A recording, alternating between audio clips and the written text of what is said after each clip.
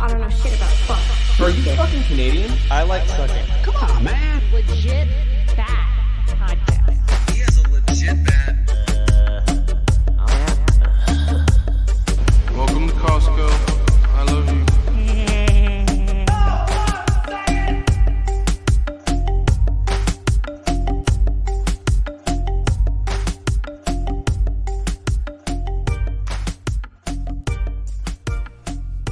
Hello, welcome back to Legit Bat. We had the pleasure of having Crrow777 on today. Ben, are you eating on the mic? That's disgusting. Chomp, chomp, chomp. He's muted. Nope, I'm sure not.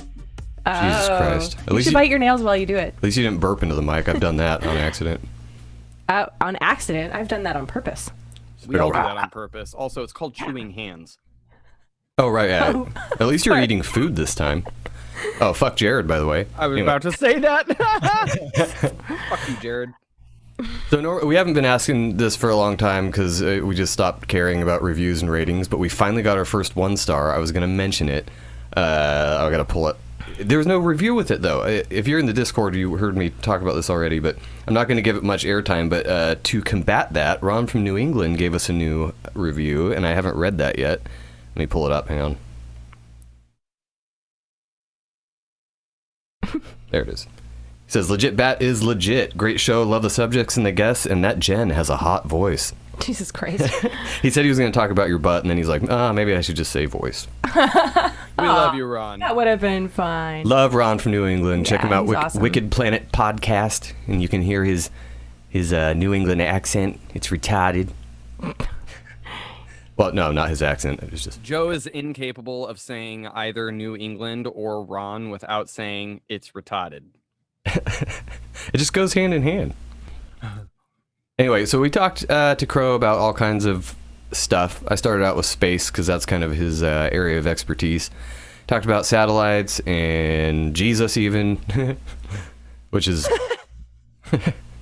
Space, satellites, and Jesus. Yeah. Can't go wrong with that. Name of the show. No, I don't know. Next time I want to talk about his health stuff, the Gerson method and the apples, oranges, and vitamins and things like that. Yeah, if you haven't checked out his show, he does all kinds of cool Super stuff. informative, yeah. Not just space and conspiracy stuff, but he gets down to nitty-gritty nature remedies and how to get out of traffic tickets. That was a great one. We talked about and what I really liked about him was that anytime that he has a position on something, he brings supportive evidence to it. Now, make of that, what you will, or everybody's different, but I did like that. I like that he has done so much in his life. He has done it kind of like Charlie in that aspect. He's he's a guy that's done so much in his life, and it's like, dude, you have so many experiences that like have brought you to so many different places. It's crazy. Well, yeah, and to get out the amount of information he has would take several hundred shows, which he has on his channel. So check that out. And if you haven't checked it out, Shoot the Moon, we're going to be lucky enough. He said he'd send us a key to watch it, and I can't wait to see that. I think it shows the Lunar Wave and a bunch of other stuff. So He said it was on Vimeo. Vimeo on demand, I think he said. But you can check him out. He's Crrow777.com, CRROW777. And I think that's about it. But we're going to be on vacation this week, so this is the last show until Sunday, I think, unless we reschedule. We're going to be in Las Vegas looking for aliens if anyone's coming out. Maybe we'll do some live Instagrams. That's or not really something. the reason we're there. But Oh, we are shadow banned on Instagram, by the way. Like, a lot. Are you guys going to be doing any of the touristy alien observation attractions? Like Area 51 and stuff like that? Well, just like the dumb things. I wouldn't trust it anyway, but it might be interesting. I know that they do like little tour guides to hot spots. I don't think you need to. You just walk up the strip and you'll probably see fucking aliens. Yeah. Or, at least weird humans. I was just about to say, it's not nice to call them that. Oh, yeah, when I say illegal we're gonna be immigrants, sorry. looking for aliens, I mean we're going to be going to the casinos at night when the kids are in their room and just looking for weird fucking people. Good. Yeah, you guys should. You guys need body cams or GoPro or something. I want to look at the sky, but there's going to be so much light pollution. There's no way to look at the sky. Because it's real close to Area 51. There's probably weird shit flying around up there. Yeah, if we could get out. What day are you guys leaving? Tomorrow. Okay. What time you guys come back? Friday. All right. Well, thanks to Crow for coming on and taking the time to talk to our dinky little show. definitely going to have him back on in the future. But For sure. enjoy the chat, and we will catch you next time. See ya. Bye, guys.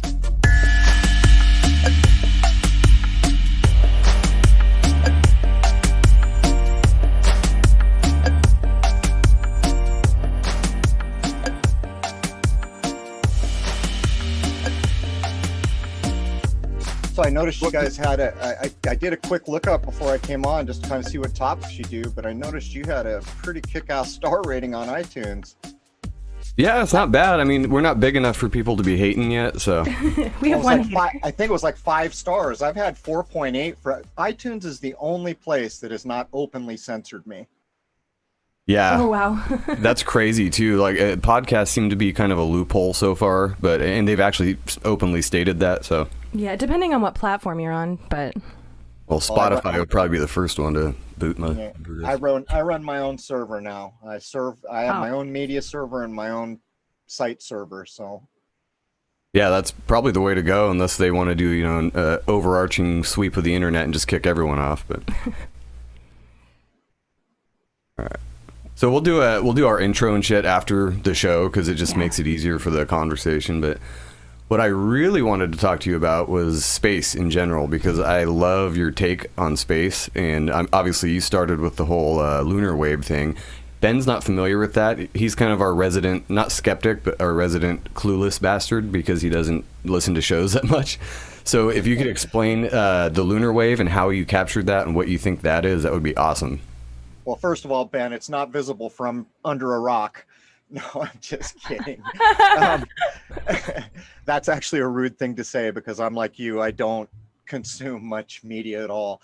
The Lunar Wave I accidentally filmed in the fall of 2012. I held the footage for roughly a year, and I was talked into kicking off a YouTube channel, which I never really wanted to do because I was a webmaster before that. I knew where this was all going.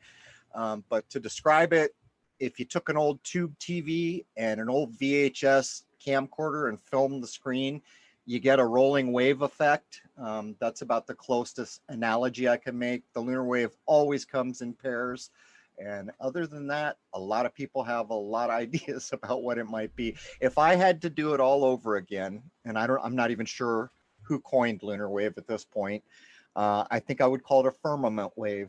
I think that's a much more apt description because it has been legitimately filmed in front of Saturn, in front of Jupiter. And so it goes to show at least where the ecliptic is, or, the path for the sun and the moon and the so-called planets. It can be filmed with sufficient backlight in those areas. Yeah, so what is it, like some kind of an atmospheric thing? Because I know you have a different idea of planets too. You call them luminaries, which I think is a great description of them, especially since we're really not sure what the fuck we're living on. So, yeah. Well, the people who wrote a long time ago had a pretty good handle on it, and I'm basically echoing what they used to refer to what we've been told are wandering stars, planets. Where we live is a realm.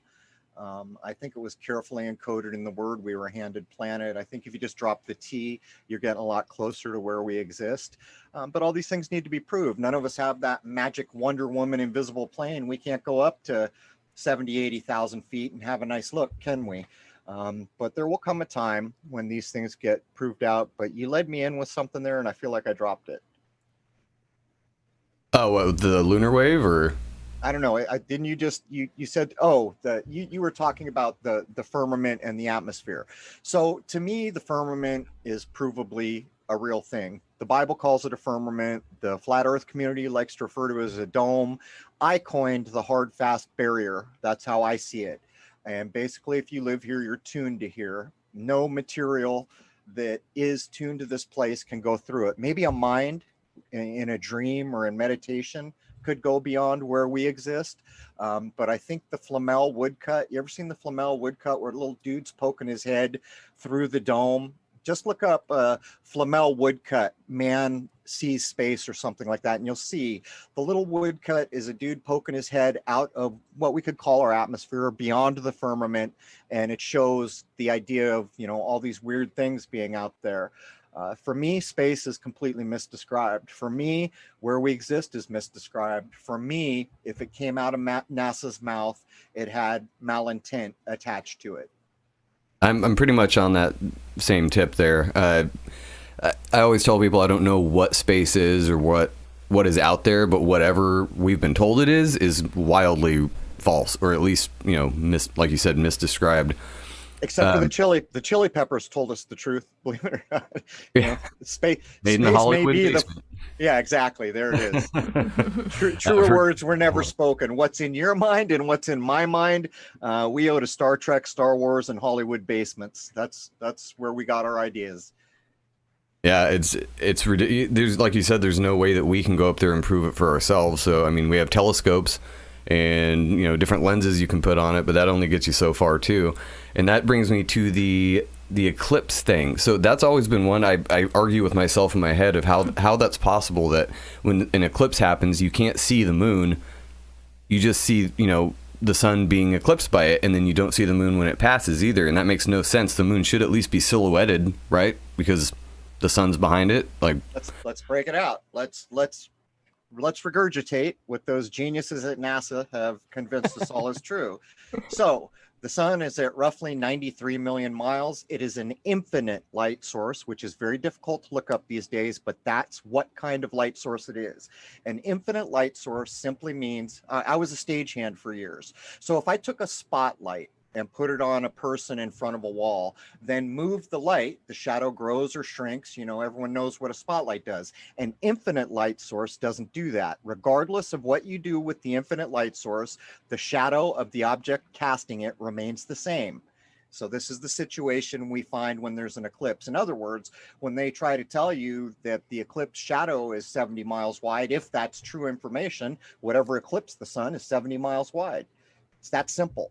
And that is actual light physics. But to get back to the point, 93 million miles for the sun. So it's the brightest thing we know at 93 million miles. However, whatever distance you want to accept the moon from the liars is, we'll just say 340,000, something over 250,000 miles. So something over 250,000 miles goes in front of something at 93 million miles, backlit by the brightest thing that we're aware of. And you can't see it. And I would point out, words have meaning. By definition, when an eclipse is going to occur, you're headed into a new moon. And I'll just ask, have you ever considered, why do we call that a new moon? Why isn't that the same old damn moon that we've been looking at for our whole lifetime? Why isn't it the same old moon every human being has ever seen? But it's not. It's a new moon. But you can prove definitively, it took me a number of eclipses, and I set out to do a single thing.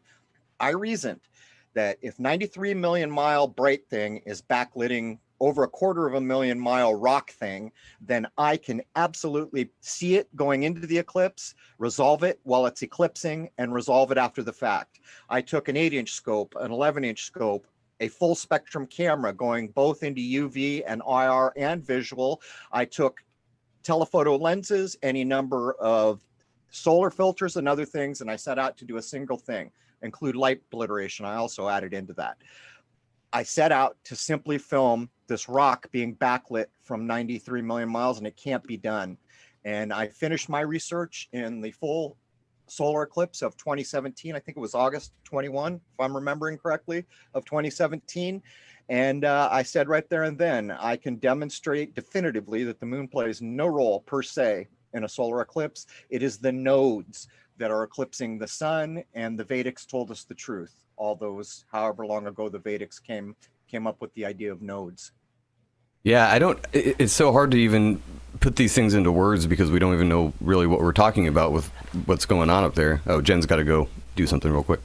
But I love the way that you call it a sky clock. And Ben, I don't know if I told you that, Ben, but Crrow's word for everything out there is the sky clock because it moves like gears. It just reminds me of the inner workings of a clock. Like everything moves predictably. And yeah, the only time we have, sorry for interrupting, but that is the only legitimate time for this place. Yeah. And it's the fact that it's remained unchanged is something we've argued about ad nauseum, because it's like everything that happens up there is predictable and has been predictable for, as far as we know, hundreds of thousands of years, or however long people have kept track of it. And they used to keep better track of it back in the day because that was their TV, that was their Sky Netflix. Well, they they had it down to the second. If you want to go back to some of the oldest readings that we can still get our hands on, unfortunately, those have been deciphered, had the translations done, probably a lot by Jesuits and other people in positions like that. The Vatican claims at one point it didn't know the sky clock anymore, so they went back to Manilius and Ptolemy. So you know damn well all the texts that we have came through those sources, so they're going to scrub stuff, you know they are, but they had it down to the second. And the idea behind that is you can almost do magical things as a living man or a woman when you understand the sky clock to that level. You understand what's possible, what's not possible, what might happen, and what might succeed. Not only that, with good records back through the cycle, you can match it up to other points in like areas of the given cycle that you happen to exist in. Yeah, and you've talked before about picking certain plants or flowers based on, like, down to the second, what would be the best for that plant and its medicinal, properties. That's something that blew me away, because to pay that much attention to it, that you would know exactly which flower you should pick at what time for its maximum, benefit, is like crazy to a Western-minded person, How is it that we've come to that truth that you just spoke? How is it that I'm willing to accept that there are so many horsepower under the hood of my engine? There's no damn horses under there. That's a dead entity. And when I turn it on, corruption will spew from the tailpipe, proving that it is away from nature, opposite nature. And when you go back to your garden, there's no battery change. There's no more tank of gas. That will do what it ever did, and it will do it with accordance to the sky clock that is playing the music that we all dance to, whether anyone wants to admit it or not. It's provably true. But to consider back in the day, when an elevated mind so in tune with the natural world, where there is no lie in nature, where the creation and the divinity are on display every day, to understand it at a level is to walk out into the garden because somebody's sick, glance over, see a flower that's blue, to instantly understand, oh, it's blue, that's feminine in connotation, negative in aspect. I've seen that blue before, so I understand about what the vibration rate is. Is that a dark blue or a light blue? Well, that's a light blue, so I understand that that's pushing to the divine because white took that shade of blue closer. And then you already know this color corresponds with this part of the zodiac, and on it goes. And so back in the day, there were living men and women who could do the most amazing kind of decision making on the spot from just simply walking into a garden and looking, because while you and I are concerned with how we tinker with our horsepower to fix it or get the carburetor to work right, these people knew the exact opposite of a thing that needs no repair.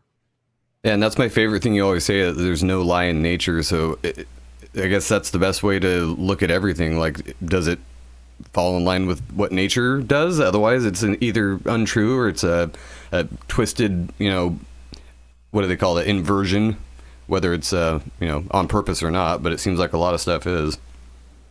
Well, there's a choice to be made, and we're faced with it right now. And it poked its ugly head up in 2001, and then it came full force into the light of day on 3/11 in 2020. This is about life or death. You need to choose a side here. Are you about life, or are you going to go with the death-based system?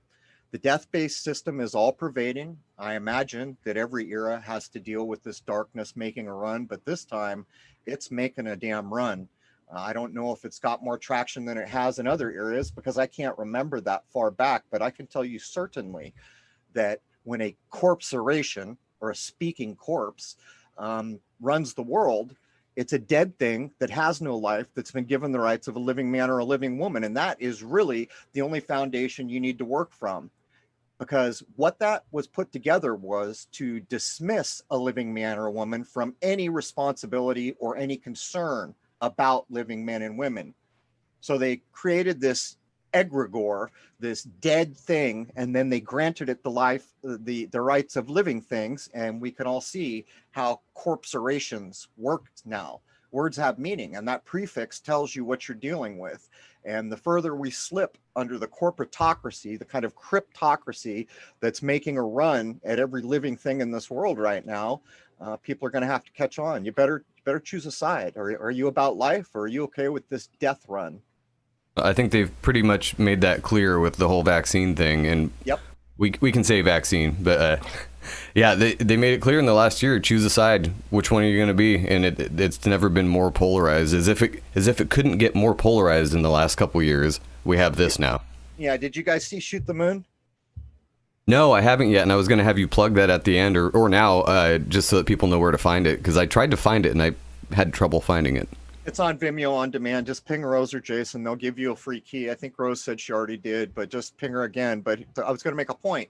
You'll see a nice, clean-cut, old young man that is my face in HD for a couple hours while I describe the work I did. But my hair is halfway down my back now. And the reason for that is because this system that's going to force you to choose a side, for me to get a haircut, they wanted me to wear a mask and they wanted me to get my temperature taken. And I quickly came to the decision that I don't need that service that bad, and I will never need that service again. And if I get tired of this freaking hippie hair that I'm sporting at this point, I'll just shave my own head. And what it comes down, exactly, what it comes down to is we've been convinced that all these services are so important that we'll sell our damn souls for services. So you can't get on an airplane unless you take this experimental, hint, hint, hint, jab in your arm. Is that service really that important to you? And a lot of people will say, yes, it is. And woe to those folks. Woe. For me, there will never be any decision process. I am a living man who was granted the divine spark and free will at my creation, at the zygote, and then at my birth when I took my first breath. And at no time will I let what I was granted and given be modified by a corporation or a dead entity. Yeah, if more people could do that, I mean, it would probably look a lot different. I mean, I think we're lied to so much anyway. I think not near as many people are on board with this as we are meant to believe. But I do see a lot of people doing it and just going along with it. And, you know, Ben was talking the other day about how his little daughter, she's 3? Is she 3 now? Yeah, 3 last April. But yeah, she reminded him on the way into the store, like, oh, Daddy, mask. We got to do the mask. Like, it's gone down to that level where even a 3-year-old is, like, so pummeled with this shit that they're reminding the adult, you know? Let me explain that a little bit. Last year was a different situation for me. I was still on a naval base, and that's where we lived, and we couldn't get away from, much less the California state mandates, much less living on a federal base. And their mom was on deployment at the time. I don't know if you were familiar with the Corona cruise, the ship the Roosevelt that got tagged over in Guam for isolation with a Rona outbreak. We were going into the Jetmar on base for some things, and that's when it all kind of hit me, because until that moment I was consumed with life and just going through the motions. And when she got out of the car, and at this time she was barely 2, and tried to remind me for me to get her mask out, as I was like, okay, this isn't okay. My 2-year-old has already been conditioned that when she gets out of the car to go in public, she needs a mask. Fuck that. I'm not doing that. Right. I'm assuming you might be talking about San Diego as the base you were stationed, which I'm very familiar with. No, we were not in Coronado. We were in Naval Air Station Lemoore. But I have been to Coronado. It's not. I mean, none of them are any better if you're in California. Yeah, well, I was a Marine, so I know what you're on about there. There you go. but here's the thing about the evil plan. For you and I, we're just being inconvenienced at a level that's going to weed out the completely brain dead people who probably won't go on too much further in this run, depending on what comes of all this natural selection. Yeah, this experimental medicine is certainly going to have an outcome. And I've interviewed people recently, say 2-3 years, you're going to start seeing what the result of that is. But my point here is Ben, when you are dead and gone, I will probably have been dead and gone for 20 years or more, because I'm looking like I'm at least 30 years older than you. if I had to guess, and your daughter will be what's left. And that indoctrination in that fresh new mind that's imprinting for life will be what they bet on in the beginning.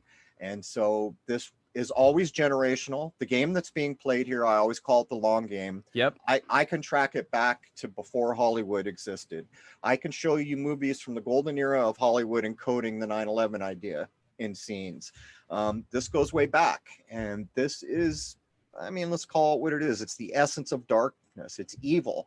It's things that you can't fathom why a living man or a woman would do them, because they are against life. So that tells you that there's more at play here than meets the eye. And there's no denying that, but to prove out exactly what we're contending with is a whole other thing. And if you want to get an idea, go read books like The Light of Egypt. Go read what the older authors way back in the day that lived and existed within the sky clock scope. Oops, summer's coming. Got to do what I got to do. Oops, fall's coming. Got to harvest. Winter's coming. If we don't have enough food, we're going to starve. Certainly going to have to kill things. Winter's here. This is the reality. This is the foundational proof that the sky clock is playing the music we all dance to. But my main point here is the run that's being made now is going to try to replace all that is with all that isn't. And all this artificial crap that you and I use daily, and many of us become addicted to, it's fugazi, and it is as far away from nature as you can be. If you learn something from your cell phone, I'd bet dollars to donuts you might as well just spit it out, dig a hole and bury it, because that's how much value you've got. If you learn something in a field because you saw a bird or a tree, you can bank that in your mind for the rest of your life, and it will never be wrong. Totally agree. In regards to the sky clock, we have a friend named Micah Dank that wanted us to give you his info and possibly to do an interview with him, because he does astrotheology, so he ties like the stories in the Bible and other things directly to the constellations and the stars. So I told him I'd talk to you about that. I'll send Rose his info, but right, kick it to Rose. She does all my schedule, and I mean, we're so booked up all the time. Just get it to Rose, and she's the first line that gets everything going. Awesome. I promised him I'd do that. So, Ben, you got some? Oh, not really. I shot into my head, and then I was just not going to say it. But I was going to say, I'm really glad that Joe sent me the episode that you did on the traffic stop for the gentleman that talked to the police officer about not needing his registration and his license and all of that. All enslaved. Yes, I had never heard of you or your show, and as was already said, I don't listen to podcasts. I do try not to live under a rock, but I am also very much the cynic because of the conditioning that we've all kind of been raised in. But I like learning, so I'm glad that you're on the show. Thanks for coming on, and I may not have as many questions, and if I do, they're going to sound really layman and stupid. I don't know if I agree with that. Yeah, but I'll tell you a thing. I'm not right all the time. I'm a human being. I'm probably wrong as much or more than anyone else you'll meet, but we don't lay down a thing that isn't well researched. And if I know I've made a mistake, I immediately come back to correct that. But at the end of the day, everything we do is designed for you to challenge it, because you do not think in the same way as the other two joining us here. And so things that might be of value to one of the three of you might not to the other two. And so this is what the internet has killed. Like, how many times have you seen, oh man, I was watching this guy and I agreed and was learning so much, and then he said this thing I don't agree with. So I got out my shotgun, killed it, buried it in the backyard, threw out the baby with the bathwater, and everything he said is BS now. This is a huge mistake. When I do my research, I don't think I can recall in recent memory ever doing research anywhere where I agreed 100% with the source. Here, I'll use the Rosicrucians as a good example. To me, the Rosicrucians are about as racist a place as you can be. They're all about the Aryan thing, and this is the age of Aryans, but I want to know what they know about the sky clock. I don't give a damn about how they think certain races are elevated above others. I don't care one bit about that, and it won't affect my thinking process. But I do want to get at what their views on the sky clock was.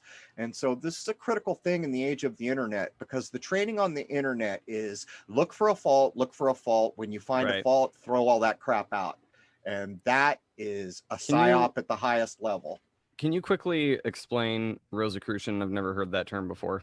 It's a secret society per se that's not a lot different than Masons, maybe. It's just that they're never as mainstreamed. An author I just interviewed, Michael Hoffman, would tell you they're an offshoot of the Vatican.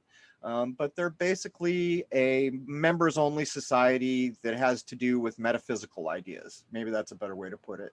Okay. Are they still around today? Yes. Oh, wow. I thought that was like from hundreds of years ago. It's hard to know what the psychological operations want you to dismiss or feel iffy about it, but it does.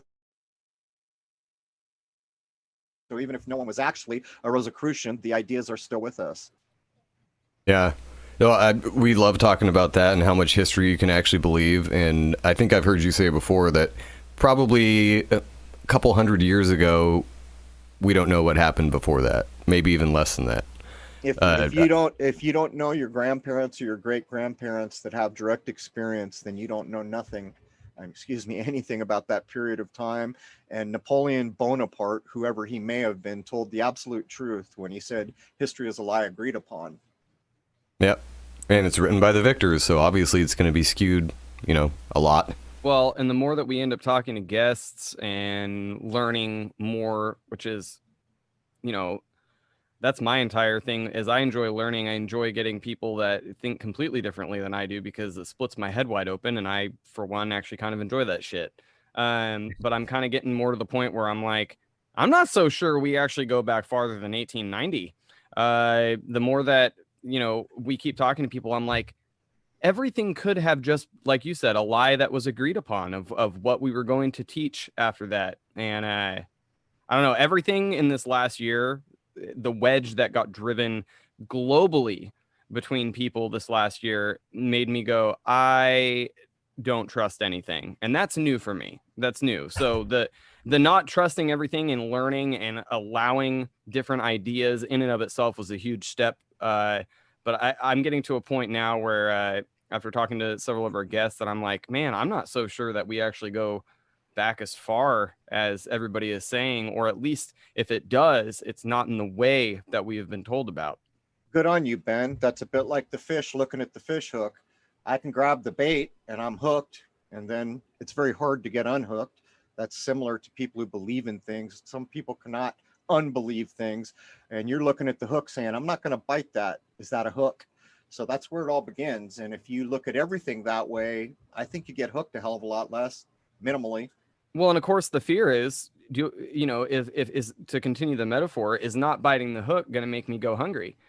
What's the alternative? Well, the alternative is biting the hook, getting that, maybe that food, but at what cost? So obviously the unknown is, well, what happens when I don't bite it? Where am I going to get that next meal? And I mean, meal isn't like, knowledge wise, but like, where are you going to? That's the fear too. Right. And that's the fear. That's how it's so much easier to control people, through that fear of not knowing, if you don't bite the hook. But it's funny because go ahead. Well, I was going to say it's ironic because nature is always here and nature provides everything we need. So as we feel like I'm going to lose these things I can't replace, we forget that we could simply walk out our front door and there's the same thing that's always been there, the foundation of our existence, the cause for us to exist at all. And that's part of what synthetic systems do. Synthetic systems or artificial or fugazi systems seek to almost addict you in a way that convinces you that without, like your cell phone's a good example. I mean, if I took your cell phone right now and smashed it, I'm guessing your heart would drop through your stomach. You'd be thinking, oh my God, all those people I know that are in there, just everything. But the truth is, in the larger scope of things, if you looked at it for what it is, you would realize that your life really hasn't changed. You just wanted all those contacts, as a kind of crappy example, but I think you see where I'm going. Yeah, I mean, I'd be more like, hey man, you fucking owe me $950. But at the same time, I do look at it as when you finally politely decline the general information that we've been given. It's kind of like fasting.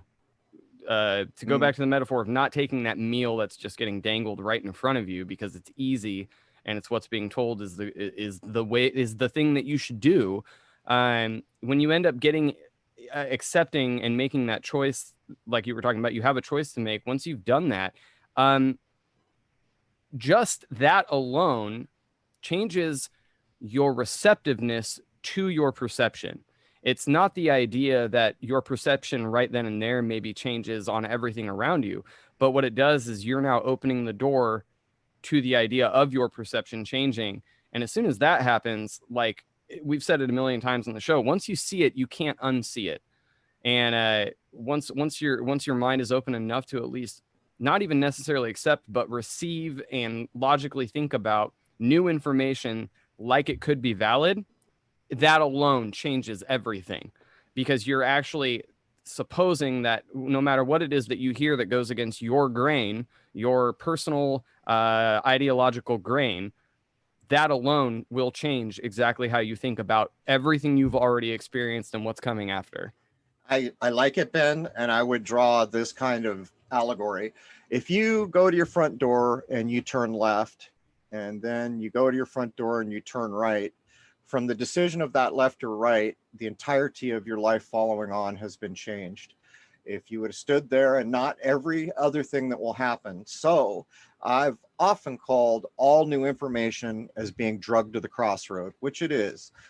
You all remember the rock and roll song, poor Bob Johnson goes down to the crossroad to sell his soul to the devil, which is actually Yes. the entire song is an allegory for the sky clock and the low point of the sun at the winter solstice. I broke it down, but here's the thing. Every piece of new information forces you into an unenviable position. It drags you to the crossroad. And when you are drugged to the crossroad, there are only 5 choices. You go back the way you came, you can go straight, you can go left, you can go right, or you can sit on your butt right where you are till the day you die. Those are the only options. And so when you begin to realize that every piece of information is constantly dragging you to the crossroads, you begin to get a lot more high-minded, more you use your higher mind to begin to parse what's going to come next. And what I like to say is, so often you don't have an easy way to know right off the bat, particularly when you're getting started. When you don't have your inner barometer tuned up to a higher human level, you may have no idea what's best. And what I suggest you do at that point is you put the information in your back pocket, choosing not to throw it away and not to accept it, like putting it in a neutral spot until you can do something with it. But most human beings that begin to challenge everything get this inner knowing. And the thing about inner knowing is you can't share it with your neighbor. Just because I inner know something, I can't share it with others around me. But I know damn well something's burning in the kitchen. I know to the core of my being something is on fire in the kitchen. I don't even know what it is. Is it a pie? Is it what's burning? I don't know. But I know that something is burning in the kitchen. And as your discretion builds the inner you, almost immediately within a few seconds, a few words, a couple notes of a song, you hear that bell ring or you hear that flat note. And when you hear that flat note, you've already won half the battle, because what you know is this is fugazi. This is unuseful. Why do I need to know more about an unuseful thing?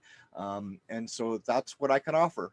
I love that idea of taking a neutral stance on basically any information you receive, because you have to, especially now. And Ben's learned that over the last year or so too, is like you can't really believe anything anymore, but you also can't not believe it. So you just have to collect as much as you can and decide for yourself what you do with that. And we had a guy on, just to kind of segue into that, we had a guy named David Weiss on that's a huge flat earth guy. Good friend of mine. Yeah, so what is your opinion? I tried to put it in my head to ask you about this, because we watch satellites a lot, because Jen has a ham license, and she's been learning how to like bounce signals off the satellites and the ISS and all that. How does that work? In your opinion, the whole idea that they're circling around? Because I mean, if we're talking about a plane we live on, whether it's flat Earth or not, doesn't matter.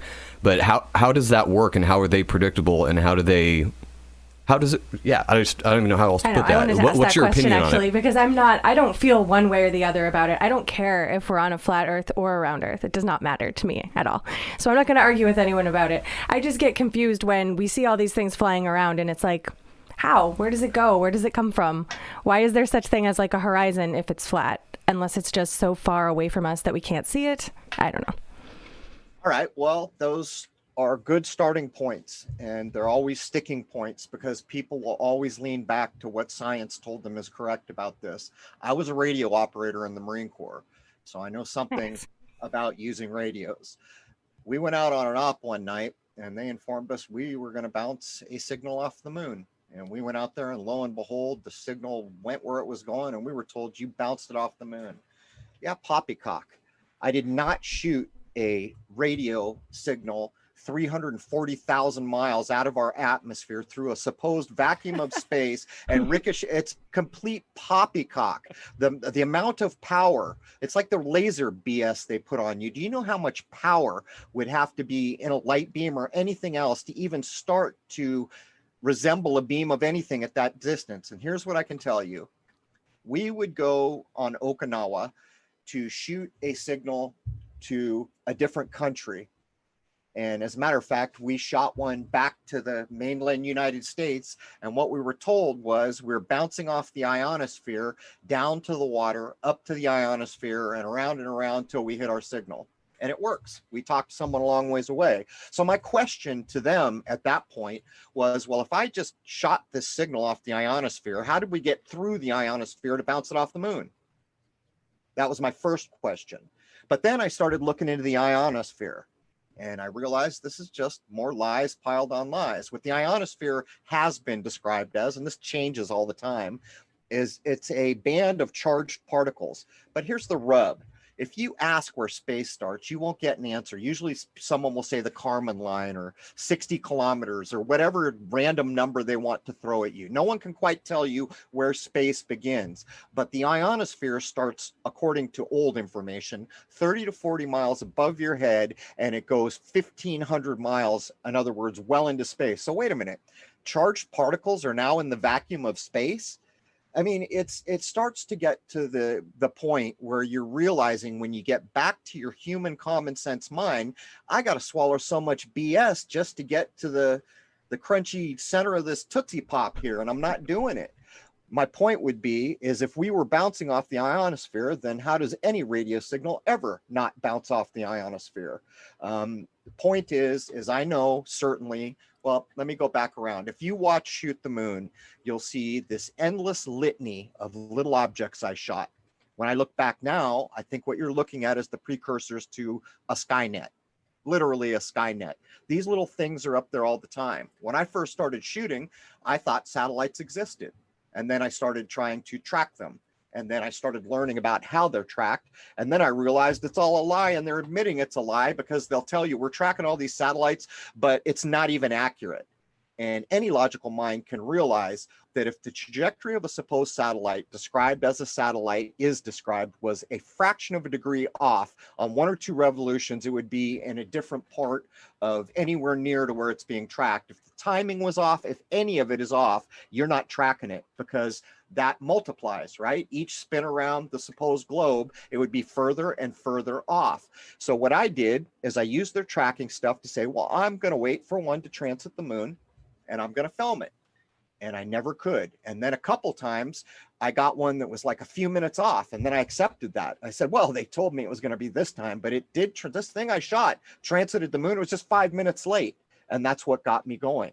Because how could something be tracked and be 5 minutes late? That error would compound, to the nth degree. So what I learned was to apply logic. There are no satellites in space, and it's easy to prove. When I started doing this, I searched how many satellites are in space, Google, please. And they said 25 to 30,000 satellites are in space. We're not sure how many of those are broken. Go search right now. how many satellites are in space. It'll be like 1 or 2,000. So you're telling me in 2013, there were 25 to 30,000 satellites, and now they've just kind of put down the memory hole, because the internet was the record of that, or mostly the record of that, down to a couple thousand. And then I started to ask the hard questions. Wait a minute. If supposedly the ISS is in low Earth orbit, let's say between 1 and 200 miles, could I see it? Can I see something 1 to 200 miles away? Is that possible?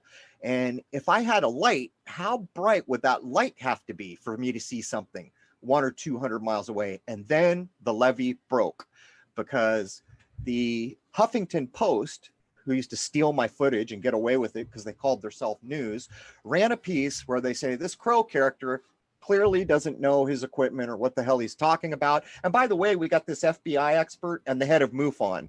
But don't ask me how an FBI guy knows anything about scopes or any of this. And then the MUFON guy who's trying to convince you that gray aliens are coming down to probe your rectum. These are the people they hold up as their experts. And I'd had enough at that point, because I'd dedicated endless hours, like half a decade of my life, filming day and night. So I went and I found an optics expert, and he's maybe the most brilliant mathematician I've ever met. He worked at a scope shop, and we took my exact camera, the exact chipset, the exact mirrors and scope type I was using, and we calculated that if a single pixel was at 22,000 geosynchronous orbit, how big would the object have to be? And so we did that, because they said these things Crow filmed is clearly a satellite in half geosynchronous orbit. So that's 11,000 miles. So I'm filming things that are 11,000 miles away. So for common sense, that's pretty unbelievable. So what I calculated told me that if what they said was true, and this little dot that I had filmed was at 11,000 miles, it would be 5 times the size of the ISS. And everything changed. And that's when I began to realize everything I have ever filmed is within my atmosphere, except maybe the luminaries or stars, however that actually works out. But these things are in our atmosphere. And if you want to do common sense things, you could go to a mountaintop with a million candle power Q beam. That's pretty bright light, right? And put someone 10 miles away. Can you see that Q beam? You're going through a little more atmosphere probably than people are going to tell you as you go up, up, and up. But the point is common sense has to leave the building for you to accept satellites. And then I simply asked a simple question.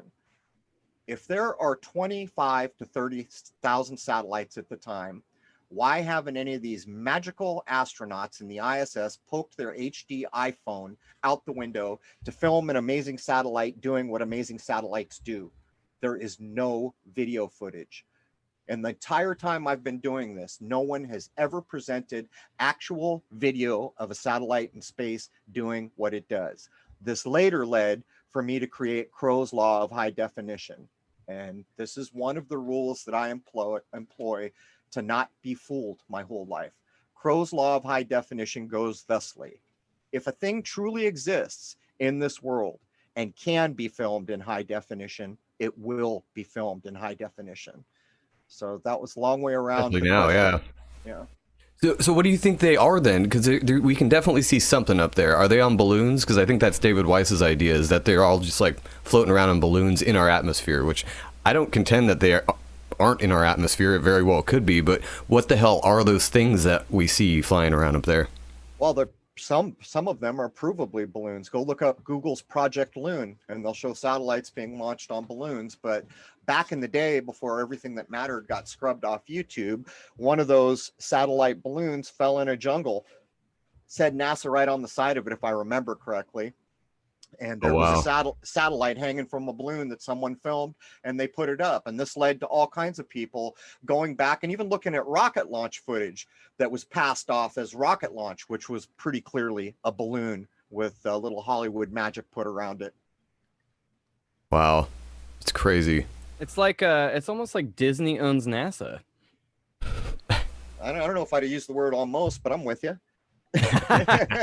Fair enough. So, but just to wildly side trail here, we had a couple questions in our Discord, and this is a loaded one, so answer however you want. He just said, Question for Crow: what's his thought on Jesus Christ? So if you didn't want a more loaded question, there you go. That's not so loaded a question for me. This is what I think, and this is how I live my life. A living man or a living woman that wants to reach the highest potentiality has to recognize the innate spiritual quality that is granted to a living man or a woman at their birth. I refer to it as the divine spark. Free will comes with that divine gift. And if you choose to decide there is no spiritual side of things, it is my point of view that you're going to spin around for a lot longer until you come around. There is the apex, one of the apex concerns of being a living man or a woman is understanding the spiritual ladder we have to climb. And beyond that, I'm not qualified, nor do I care to tell you how you get there. But I will say that in my view, I don't give a darn where you were born in this world. That culture has been provided a way to get up the ladder. That's my point of view. Nice. Well said. Ben, you got any other questions? Now's the time. I'm not really versed enough to come up with questions. I'm just learning. Oh, I did have one more thing I wanted to ask you, actually, again, in regards to space, because we talk about space a lot, but never with somebody who's actually been observing it for 20 years or however long you've been doing this. So, the moon. I was thinking the other day, I'm like, how does a rocket in space, especially, going to the moon, it leaves our atmosphere, it's in the vacuum of space. How are those engines, the rocket engines, working in space? Because they're burning, right? They need oxygen to burn. I could be way off on that, but I was just trying to figure out, because they got to the moon, right? What we're told. Then they somehow got back from the moon with enough fuel to make it all the way back to Earth. Pretty amazing, man. 340,000 miles or whatever it was, and thing wrapped in tinfoil. Yeah, it's pretty amazing. I went to No the shit. Johnson Space Center and looked at this thing, and it's beyond laughable. And what's even worse is they upsized the one in the Space Center because it needed to for display, because the little mini one they were showing that, by the way, they got a go-kart in that thing somewhere too. But here's what I would ask. So maybe it would be possible in a vacuum if you had onboard oxygen or some oxygen mix to burn, but the real question is, what's it pushing against? Doesn't matter what you burn or what you exhaust, there's no atmosphere to push against. And this has been demonstrated. People did very simple demonstrations, like using a blown up balloon in a vacuum. And, you put a straw on a little wheeled vehicle and let the balloon outgas to push the vehicle. In a vacuum, it doesn't move. Yeah, I was gonna say it should be pretty easy to do some kind of experiment. They have vacuums on Earth, and put a little mini rocket in there, see if it works.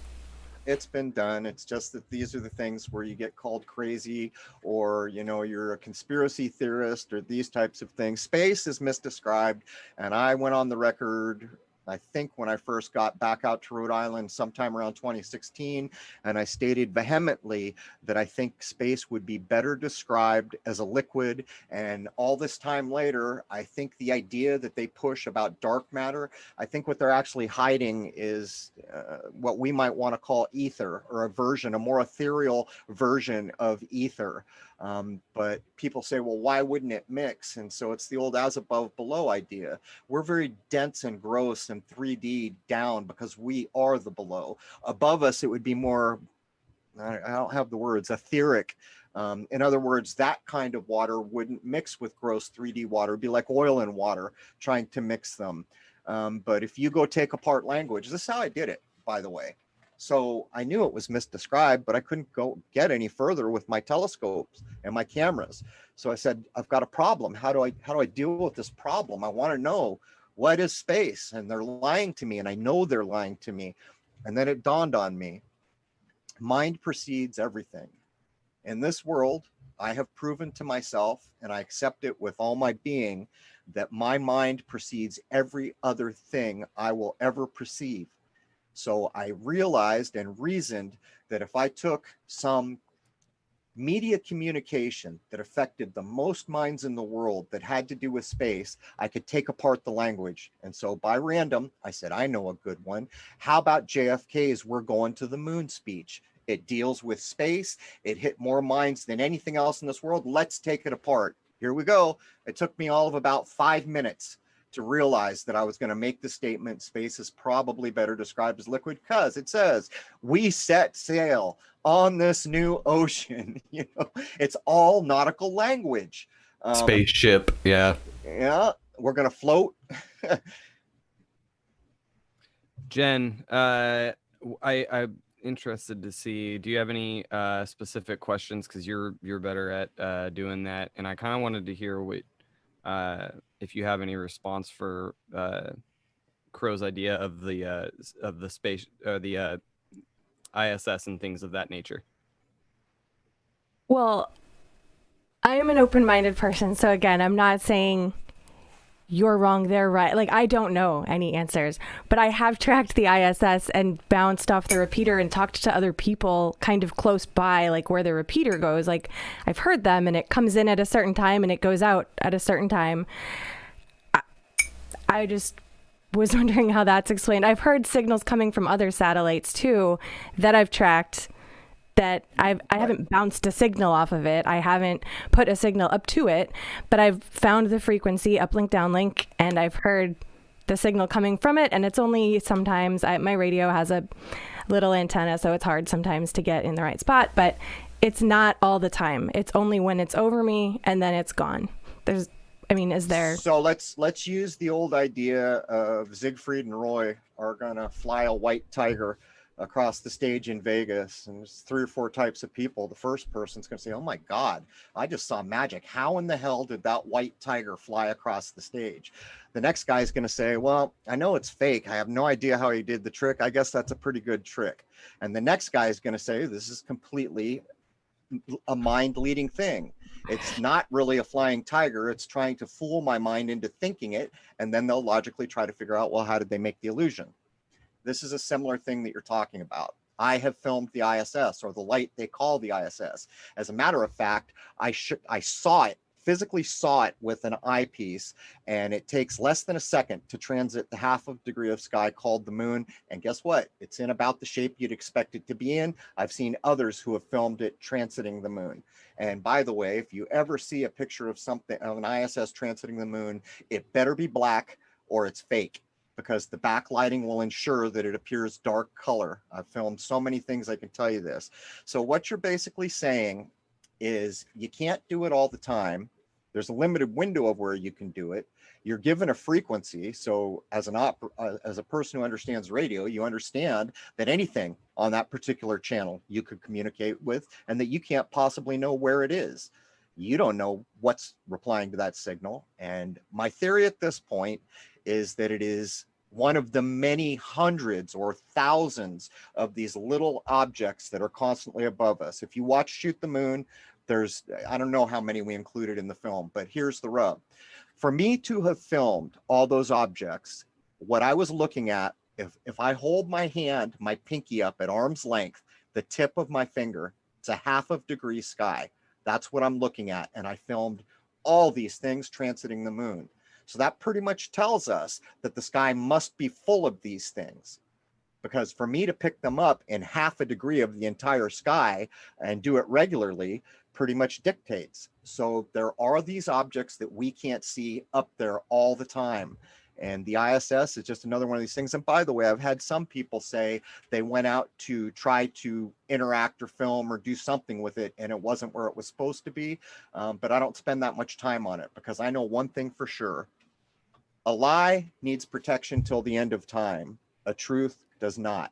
A truth needs no protection.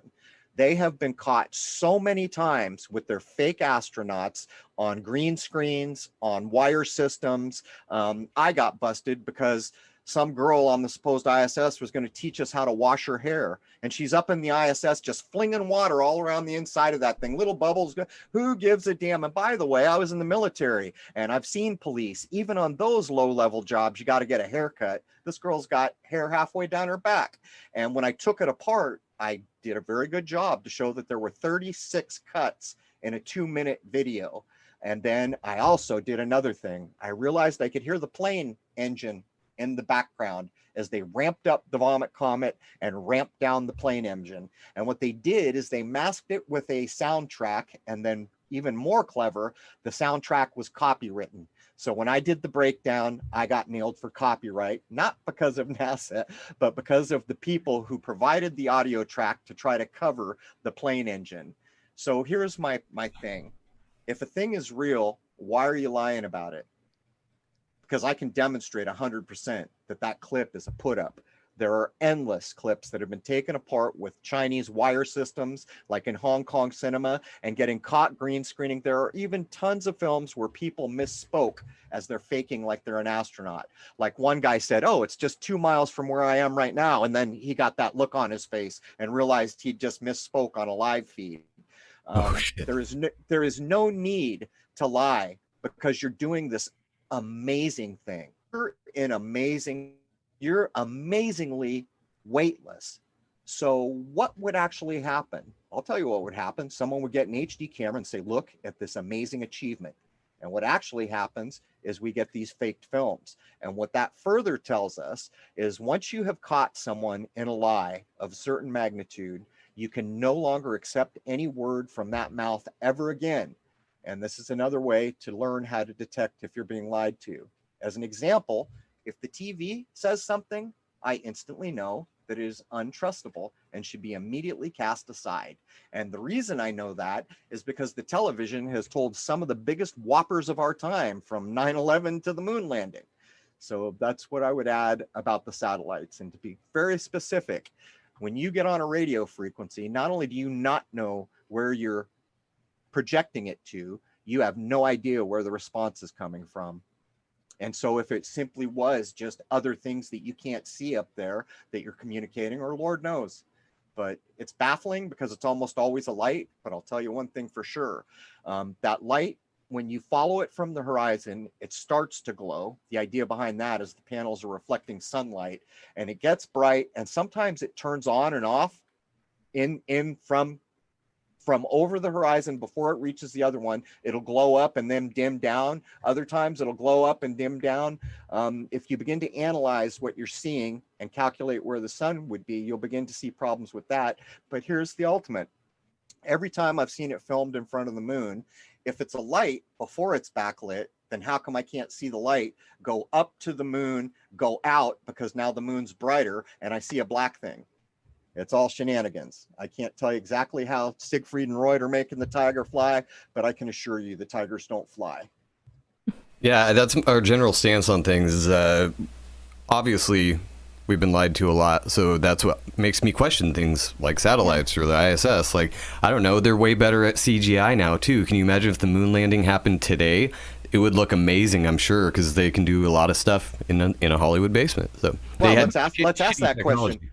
Why can't we have a moon landing today? They did it in an era without computers. We've got all this technology at our fingertips, and we can't possibly. So China fake landed one, and their radio and camera went down in 5 seconds.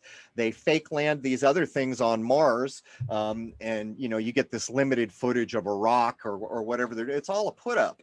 If you are a logical person, put yourself in charge of that mission. All right, this is real. I really have a rover on the moon. What would I do? What would you expect a real life situation to present? And what you always get is abridged fakery, basically. I would love for you to debate Neil my ass Tyson sometime. That would be hilarious. I'm not really into defaming people, but I am so unimpressed with what he's about that I would never even make open slot for my time for that man. I'm interested in talking about things that help people consider what might be or what might not be. And all that man has done is unhelpful from my point of view. And since I'm not God, I have no authority to defame him on the air. I don't appreciate what he does, but anyhow.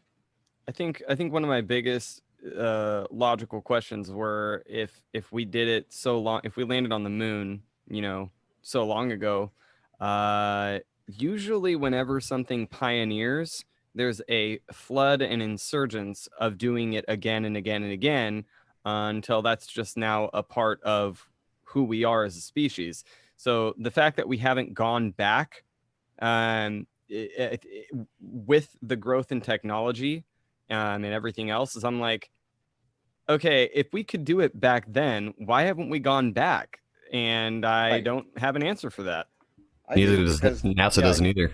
Yeah, exactly, because they're lying. But I can tell you two Well, things. yeah, obviously that part. So let's say Werner von Braun and let's say moon rocks. Do you know the moon rocks Apollo brought back? Every one of them that's been analyzed has been proven fake. Go look it up online. It's an easy thing to do. But let's talk about Mr. Werner von Disneyland man, von Braun. When I was young, he used to go on Sunday night Disney and show us what was coming next in space. Do those two things logically jive with everybody? So the head scientist for rocketry in space is going to go to Disneyland to show us. And by the way, all the amazing things he showed us, almost none of them ever came true. But here's the kick. Here's the kick in the kilo about Werner von Braun. He had the balls to lie to us to our face for his living years, but he left us the truth on his tombstone. On his tombstone, he left his name, his birth and death date, and a psalm. And I always get the number right, but it encodes 9/11, of course. I think it's 191 psalm. And what it says is, the firmament showeth the handiwork and glory of God. So which is it, Werner? Did you put your Saturn V's into space, or is there a firmament? You tell me, buddy. I'll take your deathbed statement. I think you told us the truth on your headstone. Yeah, why not? Because he's going to be gone by then. It's left for us to question until the end of time. Thanks, buddy. Well, we're at an hour here, man, so we'll let you go. We appreciate your time so much. I was really looking forward to this one. We kind of have a conversational style show. Like, I didn't actually line up any questions. It's just stuff that popped into my head. So next time, maybe we can have more of a pointed topic. But I love talking to people like this, so we appreciate it. I'm happy to come back to any place where people want to have a discussion or are polite. Those two things will go a long way getting me anywhere. But I've got one question for you. What is or why is the bat legit? That's we can make it a quick story. We've told it a couple times, but it was originally a dick joke from a TV show back in the day. He was talking about his dad's wiener, and he's like, "Oh, he has a legit bat." So that translated into something else, where the first time Jen came to visit us, because that's another story too. Anyway, Yeah. First time Jen came here, my roommate at the time had a baseball bat, and he thought it was hilarious. He's like, "Hey, write legit on this bat." So we have a legit bat. Long story short, it's hanging in our house right now, and the reason we named the show that is because we used to use the legit bat as like a scepter, like for whoever said the wittiest or funniest thing of the night. They got the legit bat passed to them, and then they'd pass it to the next person. So it was a dumb inside joke. And the kicker for that was who all was involved. This thing about the legit bat getting passed along when they got married. Our roommate at the time that he was speaking of was the person to marry them. And so at the very end, right before they walked back down the aisle, he gave Jen the legit bat, like a final, "Hey, you won." So I got to marry this guy. Hey. Well, I figured I'd be remiss if I went on the legit bat and didn't even understand what a legit bat was. So now I know. it's dad dick. Long story short, it's a wiener, but It's just kind of a funny thing, but it doesn't really have to do with what we talk about on the it's show. a total so it's non kinda sequitur weird. to our show, but whatever. We also started the show as like we used to sit around the fire and talk, Yes. and we just kind of wanted to make it that where we're all three talking with a new friend to hear new information and new opinions and kind of just have a fireside conversation. As soon as Ben came up with the name for the podcast as that, I'm like, I think that's it. Why not? I mean, we used to all sit around the fire, drink, and we could hold on conversations like this about fucking anything for hours. And we did it on our own time, sometimes every night when we all lived together. So the idea of us doing this and then just recording it, kind of monologuing these conversations, was where it started. And then having new people with brand new ideas come in to continue or generate a new long conversation like that was, the idea behind the podcast. We didn't really have an agenda for a platform. The coolest part is that we own Google with our name. If you we do. Google our name, like, it's just all us. That's actually funny, because I did a search just to see what some of the topics just a few minutes before I came on, and I wrote legit bat, and it started giving me all these sports returns, and then I put podcast, and you guys pwned it. Just so you know, that's what I just I think saw. it's legit bat podcast. You have to type podcast at the end. That is Apparently, there's other legit bats out there in the world. There's a Who'd have legit thought? watermelon bat. There's a whole company that makes legit bats. I really want to buy one because they're really funny, but they have all these weird names.